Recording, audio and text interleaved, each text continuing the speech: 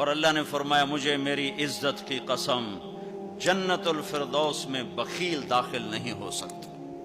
اور اللہ شیطان کہتا ہے کہ مجھے عبادت والے عبادت گزار بخیل سے کبھی ڈر نہیں لگا کہ اس کا بخل اسے ضرور جہنم میں پھینکے گا۔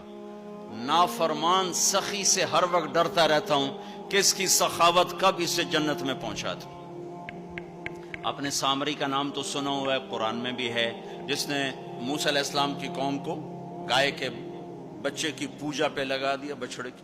اللہ نے کہا سب کو قتل کرو، سارے پکڑے گئے، قتل کیے گئے۔ سامری بھی آ گیا، موسیٰ علیہ السلام نے کہا قتل کرو، جبریل آ گیا۔ موسیٰ، اللہ تعالیٰ کہہ رہے ہیں اسے قتل نہ کرو، یہ اپنی موت آپ مرے گا۔ تو موسیٰ علیہ السلام کہنے لگے جو سارے کفر کا سبب بنا اسے کیوں چھوڑ رہے ہیں؟ تو اللہ تعالیٰ نے کہا سخی ہے، سخی کو قتل کرنا مجھے اچھا نہیں لگتا، چھوڑ دو، اپنی موت آپ مر جائے گا۔ کافر کو سخاوت قتل سے بچا گئی۔ جب ایمان والا کوئی مرد عورت سخی ہوگا تو اللہ کی بارگاہ میں کیسے اونچے مرتبے لے کر جائے۔